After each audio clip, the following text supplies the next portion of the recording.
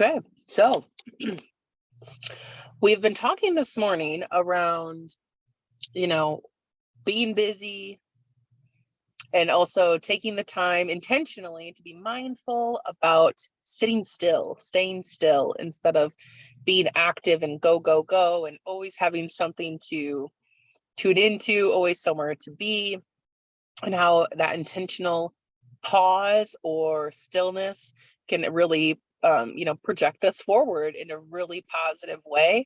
And we talked about how being productive, there's this thing going around that we think that just because we're actively running around going to meeting or doing all of these things, that it means that we're being productive in our life. And we've had a great discussion this morning. So anyone want to share anything else that came through for in our time that we were away? Did productivity, busyness, being still, like what really supports you in checking in with yourself in those times? I started what would become, I hope, a new habit of meditating before I go to bed at night. So I can't do in the morning because my phone is not in my bedroom, and by the time I get up, I'm sitting at the computer working. So I thought that might help quiet the voice inside my head. So I started doing that. So, well, I like that you just said your phone's not in your room. I caught that. I thought about putting it in there so I could like get up in the morning and do a quick meditation, but I'm like, I really don't want to be those text messages pinging or whatever. And I have a little app on my smart TV. I put it on there so I can go on the app on my TV. I don't know if you have a TV. Otherwise, if you have like one of those wireless things, talk to it and ask it to play like meditation music. Okay, that's cool. Good ideas. Yeah, I like that. I like the idea of the meditation before you go to bed to really just like sink in, and I like that idea. I've done it a couple times and I've really served me well, but not something that I've made a habit yet. But meditation was definitely one of the things that we've had discussion around this morning, and just really being mindful of our thoughts and assessing. That was the other thing that was in that blog post that we were looking at was, what are the things that are being efficient in our life and where are the insufficiencies? Like, what are the things that aren't working for us, that keep us spinning and being busy? And what are the things that really do support us and, encourage us to keep going? We talked a little bit about burnout and how that can really happen when we aren't, paying attention to the things, when we're being so busy that we're just in motion versus, taking a minute to pause, take a breath, check in with ourselves and what really is necessary for the next step. Because sometimes the breath and the pause is what's necessary.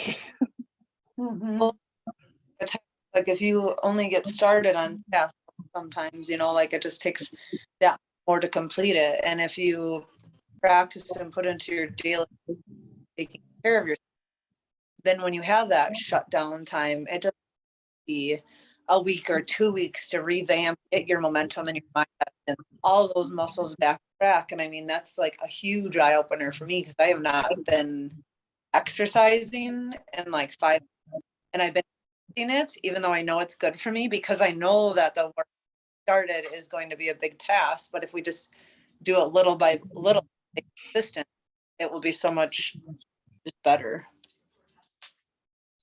It's kind of like a bill. Don't pay your bill, it builds up, and then it's going to take forever to. Well, it builds interest. Like it builds like some bills that you don't pay. Like think about a credit card. Like you get interest if you don't attend to it right away. You don't clear it. You don't pay it. Like it adds interest, which I think does it. That's exactly how it could be for, things that we don't need to be doing, but we're being active. It really just keeps building that negative energy. So it's funny, back when you said interest, I thought you meant like interest in that topic, and I didn't think of interest as the penalty. So that's funny. Yeah. Also, interest can be a penalty if we're not feeling our body correctly. The thing interest poured into